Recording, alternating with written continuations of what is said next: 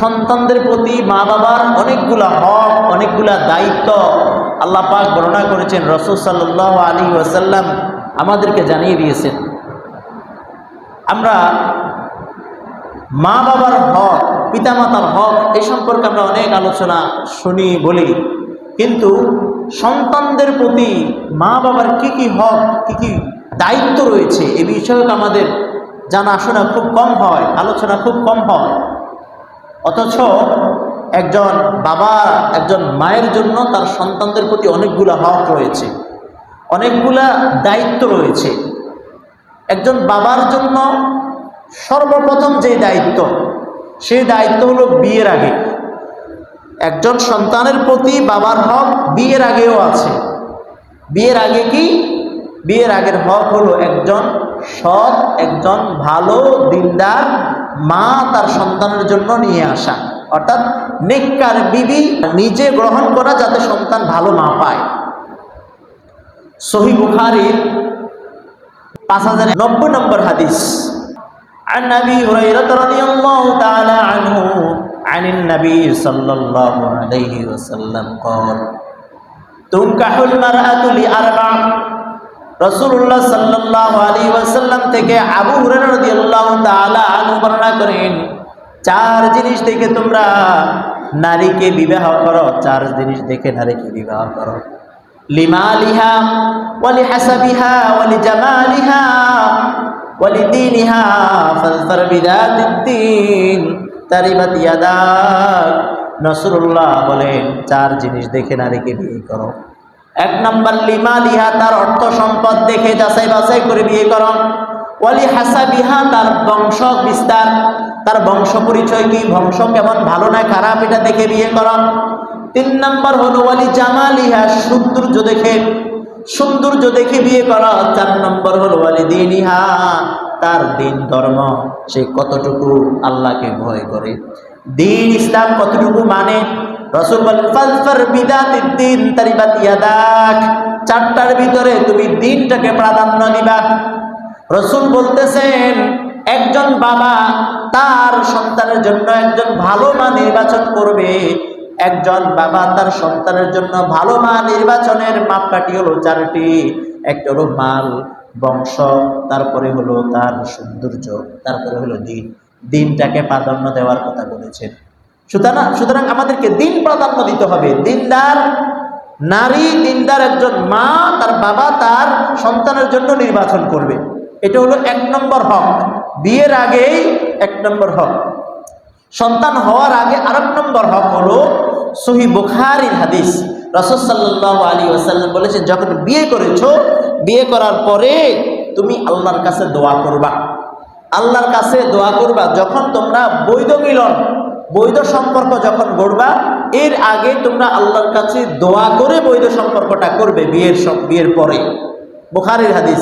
রাসূল বলতেছেন, ওই বৈধ সম্পর্কের আগে তোমরা সন্তানের আশায় আল্লাহর কাছে এই দোয়াটা করবা, সেটা হলো বিসমিল্লাহি আল্লাহুম্মা জান্নিবিনাশ শাইতান ওয়া জান্নিবিশ শাইতানা মা রাযাকতানা। হে আল্লাহ, আমাদেরকে শয়তান থেকে দূরে রাখুন, শয়তান থেকে দূরে সরিয়ে রাখুন। ওয়া জান্নিবিশ শাইতানা মা রাযাকতানা, অদৃশ্য কুলে আমাদেরকে যে সন্তান রিজিক হিসাবে যে সন্তান দান করবা, আল্লাহ সেই সন্তান থেকেও আমাদের থেকেও শয়তানকে দূরে সরিয়ে রাখুন। এটা হলো স্ত্রী মিলনের পূর্বে এই দোয়াটি পাঠ করা। তাহলে এক নম্বর হলো ভালো মা নির্বাচন করা, 4 মাপকাঠিতে। দ্বিতীয় নম্বর হলো দোয়াটি পাঠ করা, সহিহ বুখারীর বর্ণিত দোয়াটি পাঠ করা। তাহলে সন্তান হওয়ার আগে বাবা মায়ের সন্তানের প্রতি হক দুইটা। সন্তান জন্মের আগে ওই সন্তানের প্রতি বাবা মায়ের হক হলো দুইটা। একটা ভালো মা নির্বাচন করা, 4টা মাপকাঠি দেখে, যেটা হাদিসে বর্ণিত রয়েছে, যেটা বলেছিলাম।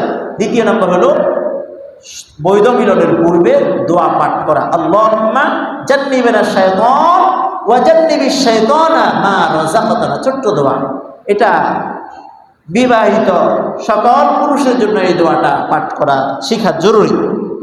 এটা হলো সন্তান ভূমিষ্ঠ হওয়ার আগে বাবা মায়ের প্রতি দুইটা, সন্তানের প্রতি দুইটা হক। আরেকটা হক, 3 নম্বর হক হলো রাসূলুল্লাহ সাল্লাল্লাহু আলাইহি ওয়াসাল্লামের হাদিস থেকে পাওয়া যায় সন্তান ভূমিষ্ঠ হওয়ার পর আযান দেওয়া। কি দেওয়া? আযান দেওয়া।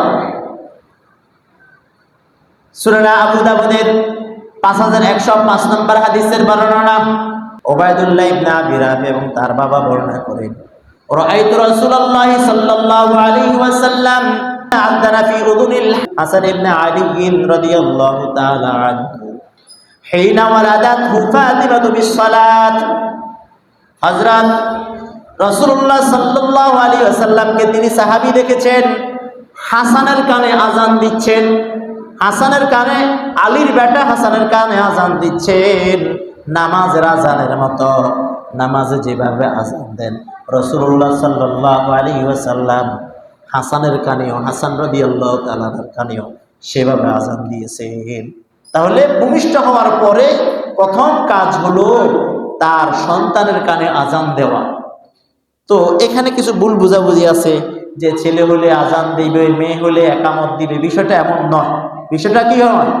এমন নয়। সবার জন্যই আযান, সবার জন্য কি আযান দিতে হবে। তো এটা হলো আমরা হাদিস থেকে, সুনান আবু দাউদের 5105 নম্বর হাদিস থেকে পাই। দ্বিতীয় নম্বর, তারপরে 4 নম্বরের হক হলো সন্তান যখন ভূমিষ্ঠ হয় সন্তানের জন্য তাহনিক করা। তাহনিক, তাহনিক এই আমলটা আমাদের সমাজে হয় না। আমরা সন্তানের জন্য, সন্তান জন্ম নিলে কানে আযান দেওয়া হয় ঠিকই, কিন্তু তাহনিকটা করা হয় না। তাহনিকটা কি সেটা আমরা বলবো হাদিস থেকে। তাহনিক করার আমলটা পাওয়া যায় সহিহ বুখারীর 5467 নম্বর হাদিস। عن أبي موسى رضي الله تعالى عنه قال ولد لي غلام فأتيت به النبي صلى الله عليه وسلم فسماه إبراهيم وحنكه بتمرة ودعا له بالبركة। হযরত আবু মুসা রাদিয়াল্লাহু তাআলা বর্ণনা করেন, আমার একটি পুত্র সন্তান জন্ম নিল, আমি তাকে রাসূলের দরবারে নিয়ে গেলাম, রাসূল কোলে নিলেন। ফাসাম্মাহু ইব্রাহিম, তার নাম ইব্রাহিম রাখলেন। ফাহান্নাকাহু বিতামারাতিন, খেজুর দিয়ে তাহনিক করলেন, মানে খেজুরকে রাসূল চাবালেন, চাবিয়ে তারপর প্রথমে রাসূলের লালা মোবারক ওই বাচ্চার, ওই হযরত আবু মুসা আশআরী রাদিয়াল্লাহু তাআলা নূর বাচ্চার মুখে লালা দিলেন। তারপরে সে খেজুরকে একটু চাবিয়ে, খেজুরকে একটু নিয়ে মুখের ভিতরের তার তালুর, মুখের তালুর ভিতরের সাথে লাগিয়ে দিলেন। এটা হলো তাহনিক করা। এটা কি করা? খেজুর একজন বড় আলেম, বাচ্চা জন্মের পরে যিনাকে আপনার পছন্দ হয় এরকম একজন আলেমের কাছে একটা খেজুর নিয়ে যাবেন। ওই আলেম ওই খেজুরটাকে একটু চাবিয়ে একটু রস বাচ্চার মুখে দিবে এবং খেজুরের একটু সামান্য পরিমাণ তার মুখের ভিতরের অংশের তালুর সাথে লাগিয়ে দিবে। এটার নাম তাহনিক। এটার নাম কি? তাহনিক। অনেক কিছুই করেন কিন্তু তাহনিকটা করা হয় না, এটা সুন্নাহ। এটা কি? তাহনিক। তা আপনাদের যাদের সন্তান হবে বা আপনাদের যাদের নায়নাতুর হবে তারা এই আমলটা করবেন, সুন্নত আমল, তাহনিক করবেন। সহিহ বুখারীর 3909 নম্বর হাদিসের বর্ণনা, হযরত আসমা রাদিয়াল্লাহু তাআলা আনহা বর্ণনা করেন, আমি যখন সন্তান সম্ভবা প্রসবের সময় ঘনিয়ে আসছে, ওই সময় আমি মদিনায় হিজরত করতেছিলাম। মদিনায় হিজরত করলাম যখন আমি সন্তান সম্ভবা প্রসবের সময় ঘনিয়ে আসছে, আমি মদিনায় হিজরত করে যখন কুবার জায়গায়, কুবায় গেলাম, কুবা, মদিনার কুবা নামক জায়গা যখন আমি গেলাম তখন আমার সন্তান জন্ম নিল। ওই সন্তানের নাম হলো আব্দুল্লাহ ইবনে জুবাইর। আব্দুল্লাহ ইবনে জুবাইর রাদিয়াল্লাহু তাআলা আনহু আসমা রাদিয়াল্লাহু তাআলার পেটে যখন ছিল তিনি হিজরত করলেন। হিজরত করে যখন তিনি মদিনায় গেলেন, কুবা নামক স্থানে উনি অবস্থান করলেন, সেখানে আব্দুল্লাহ ইবনে জুবাইর রাদিয়াল্লাহু তাআলা ভূমিষ্ঠ হলেন। আর আব্দুল্লাহ ইবনে জুবাইর রাদিয়াল্লাহু তাআলা আনহুকে হযরত আসমা রাদিয়াল্লাহু তাআলা রাসূলের কোলে নিয়ে এলেন, রাসূলের দরবারে নিয়ে গেলেন। রাসূল কোলে নিলেন, বরকতের জন্য দোয়া করলেন এবং তার জন্য তাহনিক করলেন, খেজুর দিয়ে তাহনিক করলেন। একটু খেজুর চাবালেন, আবার তার থেকে একটু লালা থুতু আব্দুল্লাহ ইবনে জুবাইরের মুখে দিলেন। মানে হলো আব্দুল্লাহ ইবনে জুবাইরের মুখে সর্বপ্রথম যে খাবারটি গেল সেটা হলো রসুলের থুতু মুবারক, সুবহানাল্লাহ। তারপরে রসুল চাবিয়ে ওই যে আগের হাদিস, দুই হাদিস একই কথা, দুই হাদিস রসুল একটু মুখের তালুর সাথে লাগিয়ে দিলেন। এই তাহনিকটা করা সুন্নত। দুটোটা হাদিস বুখারীর। তো এই জন্য এটা নর্মাল কোনো সুন্নাহ না, এটা সাহাবা ইকরাম করেছেন এবং আমরাও করি। আপনারা যারা করেন না, তাহনিকটা করার চেষ্টা করবেন, এটা সুন্নাহ। একজন আলেমের কাছে নিয়ে তাহনিক করিয়ে নেবেন। এবং সন্তান জন্মের পরের আরেকটা কাজ হলো, বাবা মায়ের এটা সন্তানের প্রতি দায়িত্ব হলো সন্তানের জন্য দোয়া করা। এবং যারাই সন্তানকে দেখতে যাবে আত্মীয় স্বজন, তারা সন্তানের জন্য কি করবে? দোয়া করবে। এটা হলো দায়িত্ব। আমরা কি করি? সন্তান নিলে একটা ছবি উঠাই ফেসবুকে পোস্ট দিই, আলহামদুলিল্লাহ আল্লাহ পাক আবার একটা সন্তান দিছে। হ্যাঁ, আলহামদুলিল্লাহ সন্তান দিছে, ঠিক আছে, কিন্তু ফেসবুকে পোস্ট দেওয়ার দরকার নেই। ফেসবুকে পোস্ট দিলে অনেকগুলো ক্ষতি আছে। ধরেন আপনার সন্তানটা দেখতে সুন্দর ফুটফুটে সুন্দর, কিন্তু এটা যদি কারোর নজরে পড়ে যায় আপনার সন্তান শেষ হয়ে যাবে। এই জন্য ফেসবুকে পোস্ট দেওয়ার, ছবি দেওয়ার দরকার নেই। দোয়া করবেন। কাজ হলো কি করা? দোয়া করা। সূরা আবু দাউদের 5106 নম্বর হাদিসের বর্ণনা, আন আয়েশা রাদিয়াল্লাহু তাআলা আনহা قالت কানা রাসূলুল্লাহ সাল্লাল্লাহু আলাইহি ওয়াসাল্লাম ইউতা বিসসিবিয়ানি ফায়াদউ লাহুম বিল বারাকাত। রাসূলুল্লাহ সাল্লাল্লাহু আলাইহি ওয়াসাল্লামের দরবারে বাচ্চাদেরকে যখন আনা হতো, রাসূল সাল্লাল্লাহু আলাইহি ওয়াসাল্লাম সে সকল বাচ্চাদের জন্য দোয়া করতেন। তার মানে বাচ্চাদের জন্য কি করা? ভূমিষ্ঠ হওয়ার পর বাচ্চাদের জন্য দোয়া করা, আল্লাহ যেন সুস্থ রাখে, আল্লাহ যেন বিপদ আপদ থেকে হেফাজত করেন, বাচ্চাটা যেন নম্র ভদ্র সভ্য শান্ত হিসাবে কি হয়, ভবিষ্যতে হয়, এরকম দোয়া করা। একজন আলেমের কাছে নিয়ে দোয়া করা এবং নিজেও পরিবার পরিজন যারা আছে তাদেরকে নিয়ে কি করা? দোয়া করা। এটা হলো প্রথম কাজ। এটা হলো আরেকটা মা বাবার দায়িত্ব বাচ্চাদের প্রতি, সন্তানদের প্রতি। তারপরে সন্তানদের প্রতি মা বাবার আরো কিছু দায়িত্ব আছে। তার মধ্যে একটা হলো আকিকা করা। কি করা? আকিকার আমলটি আমরা করি আলহামদুলিল্লাহ, কম বেশ যাদের স্বাবলম্বী আছেন আলহামদুলিল্লাহ সবাই করে থাকেন। কিন্তু তাহনিক যেটা বলেছি ওটা অনেকেই করেন না, ওটা করার চেষ্টা করবেন। সন্তানের প্রতি মা বাবার দায়িত্ব হলো কি করা? আকিকা করা। এই আকিকা করাও খুব গুরুত্বপূর্ণ একটি আমল। এটা শুধু সুন্নাহ, বিষয়টা এমন নয়, এটার দ্বারা অনেক উপকার আছে। বাচ্চার জন্য ভালো হয়, বিপদ আপদ থেকে আল্লাহ পাক বাচ্চার কষ্ট থেকে বাচ্চাকে হেফাজত করে আকিকার মাধ্যমে। তাহলে কি করব? আকিকা করব।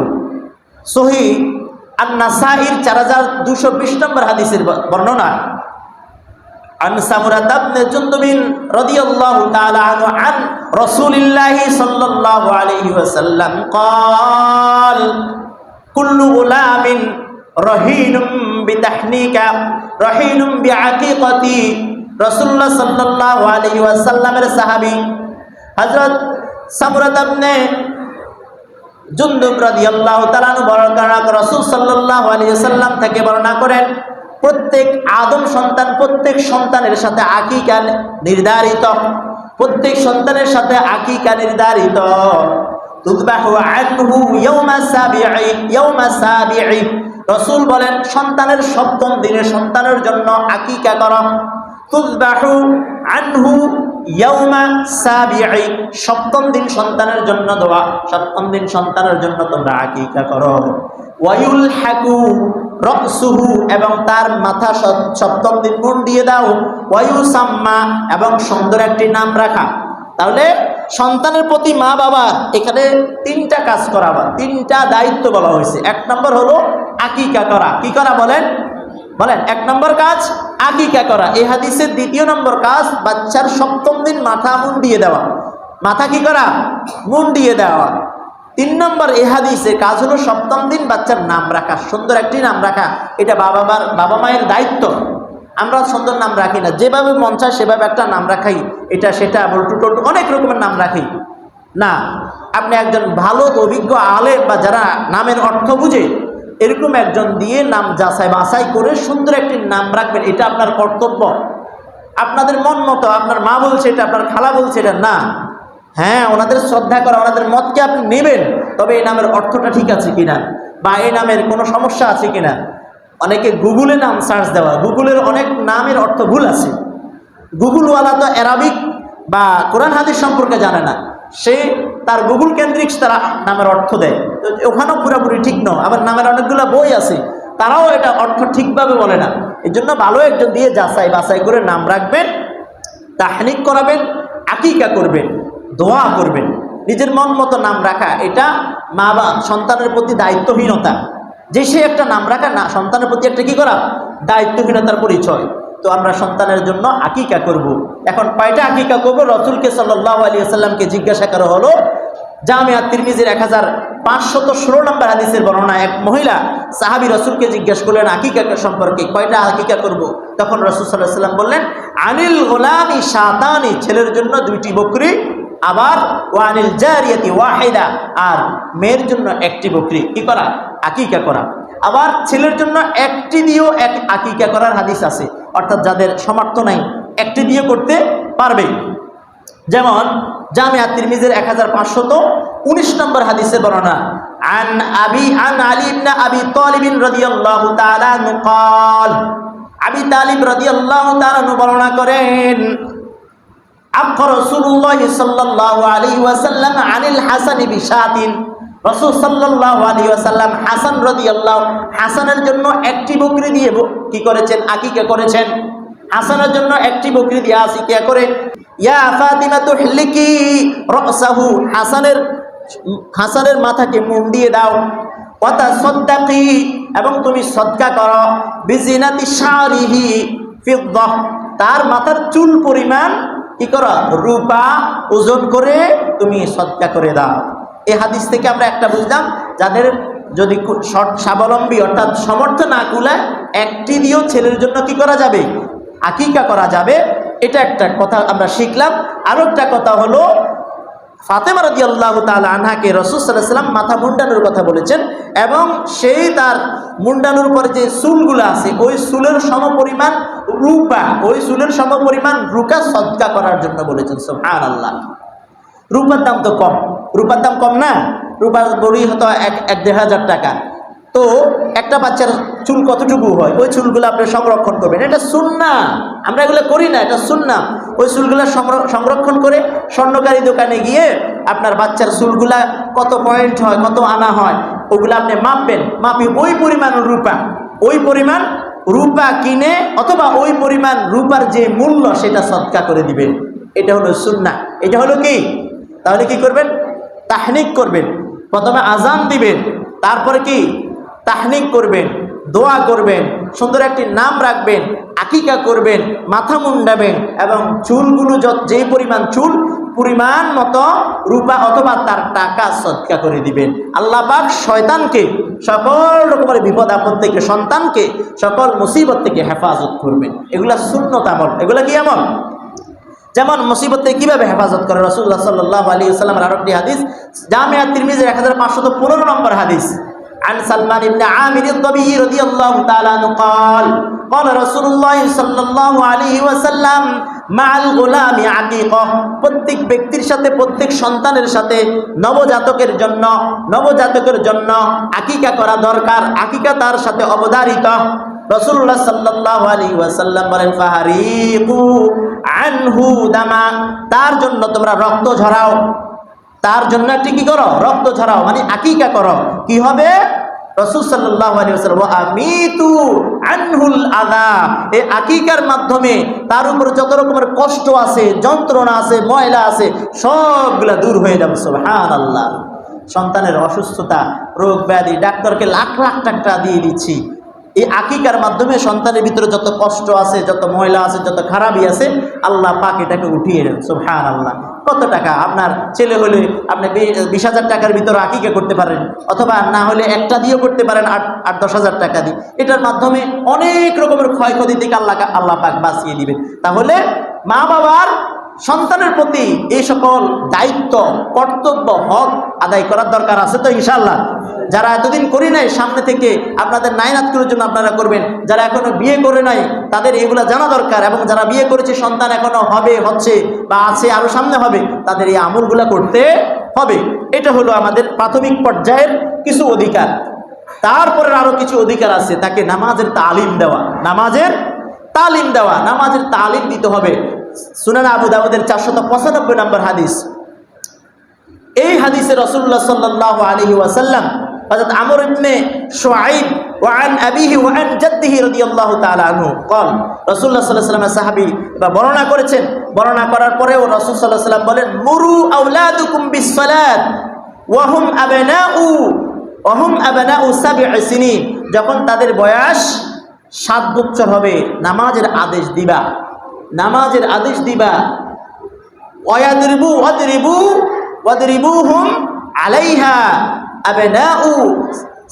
আবনাউ 10 সিনিন, যখন 10 মানে হলো 10 বছর হবে তখন নামাজের জন্য নামাজ না পড়ে মৃদু একটা আঘাত করবে, এই পড়ো না কেন, একটু তবে ব্যথা নয়, মানে মৃদু আঘাত করবে, একটু কটকিনা দিবা, একটু গুরুত্ব বেশি দিবা। এবং আরেকটা কাজ কি করবা, ওয়াফাররিকু বাইনাহুম ফিল মাদাজি'i, যখন 10 বছর পূর্ণ হবে তখন বিছানা আলোক করে দিবা। ওয়াফাররিকু বাইনাহুম ফিল মাদাজি'i, বিছানা আলোক করে দিবা। এটা আমাদের একটু গাফলতি আছে, 10 বছরের পরে বাচ্চাদের বিছানা আলোক করা, এই বিষয়ে আমাদের কি আছে, গাফলতি আছে, আমরা আলোক করি না। অথচ রাসূলের সুন্নাহ, এটা শিক্ষা, ইসলামী শিক্ষা।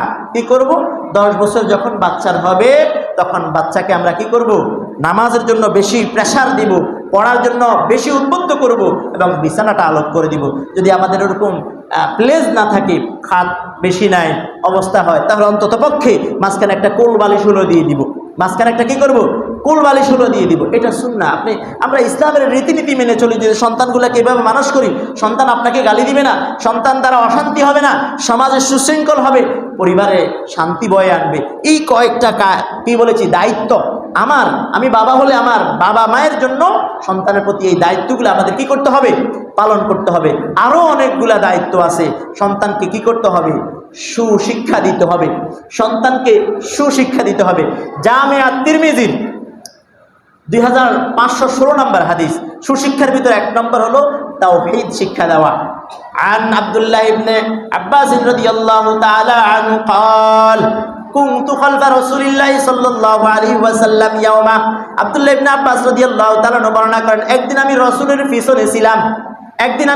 পিছনে ছিলাম। ফাকালা, রাসূল সাল্লাল্লাহু আলাইহি সাল্লাম সবার উদ্দেশ্য করে বললেন, ইয়া গুলামু ইন্নী উআল্লিমুকা বিকালিমাত, আমি তোমাদেরকে কিছু কালিমা, কিছু উপদেশ শিক্ষা দিব, তোমরা শোনো, কিছু উপদেশ শিক্ষা দিব। 1 নম্বর উপদেশ শিক্ষা দিয়েছেন তাওহীদের শিক্ষা। রাসূলুল্লাহ সাল্লাল্লাহু আলাইহি ওয়াসাল্লাম বলেন, হে বৎসরা শোনো, ইহফাযকাল্লাহ ইয়াহফাযকা, তুমি যদি আল্লাহ পাকের বিধি নিষেধকে, আল্লাহ পাক যেটা বলেছেন সেটাকে যদি তোমরা হেফাজত করো, সংরক্ষণ করো, ইয়াহফাযকাল্লাহ, আল্লাহ পাক তোমাকে হেফাজত করবেন। সুবহানাল্লাহ।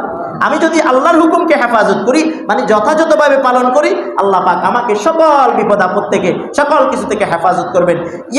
ইহফাযকাল্লাহ তাজিদহু, যদি আল্লাহর প্রতি ভালোবাসাকে রক্ষা রাখো, আল্লাহ পাককে তুমি সবসময় আল্লাহর কাছে পাবা। এগুলো হলো তাওহীদ। এগুলো বাচ্চাদেরকে তাওহীদ শিক্ষা দাও, এই শব্দগুলো শিক্ষা দিব। তারপরে ইদা সাআলতা ফাসআলিল্লাহ, কোনো কিছু যদি চাইতে হয় আল্লাহর কাছে চাও। ওয়া ইদা ইসতাআনতা ফাসতাইন বিল্লাহ, যদি কোনো কিছু প্রার্থনা করতে হয়, কোনো কিছু দরকার হয়, কার কাছে চাইতে হবে? এটা সন্তানকে শিক্ষা দিব। ছোট সন্তান, ছোট বাচ্চা, এদেরকে আমরা এগুলা শিক্ষা দিব। তারপরে বাচ্চাকে এটাও শিক্ষা দিব। রাসূল বলতেছেন, আলাম, রাসূলুল্লাহ সাল্লাল্লাহু আলাইহি ওয়াসাল্লাম বলেন, আলাম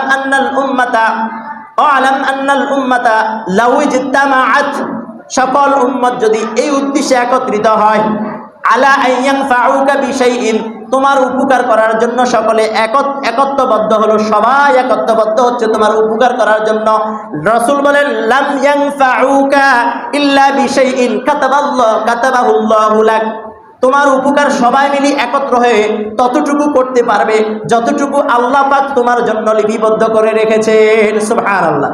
মানে সবাই চাইতেছে এই লোকের উপকার করার জন্য, কিন্তু না, ততটুকু উপকার পারবে যতটুকু লিখে রেখেছেন কে? তার মানে দুনিয়ার সবাই চাইলেও, কারো উপকার করতে চাইলেও উপকার করতে পারবে না, ততটুকু পারবে যতটুকু আল্লাহ পাক লিখে রেখেছেন। রাসূল তারপর আবার বলছে, ওয়ালা ইজতামাউ, আর যদি সবাই এই উদ্দেশ্যে একত্রিত হয়, আলা আইয়াদুররুকা আলা শাইইন, কোনো ব্যক্তির ক্ষতি করার জন্য যদি সবাই একত্ববদ্ধ হয়,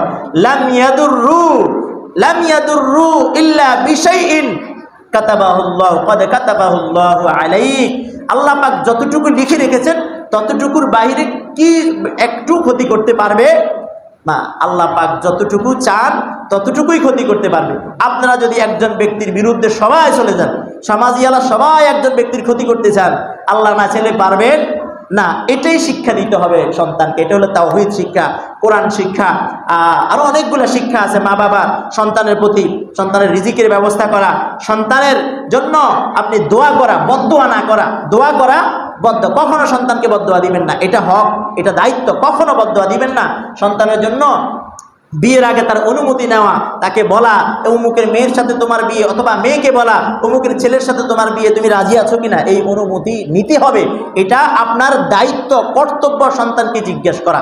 এভাবে অনেকগুলা দায়িত্ব আছে। সন্তানকে ইসলামের প্রতি উদ্বুদ্ধ করা, দুনিয়ার প্রতি উদ্বুদ্ধ না করা। এভাবে অনেকগুলা সন্তানের প্রতি আপনার বাবা হিসাবে, মা হিসাবে, অভিভাবক হিসাবে দায়িত্ব আছে। আল্লাহ পাক আমাকে, আমাদের সবাইকে এই হাদিসগুলো অনুপাতে আমাদের সন্তানদের প্রতি যে সকল দায়িত্ব আল্লাহ পাক অর্পিত করেছেন আমল করার তৌফিক দান করুন। সবাই বলি আমিন।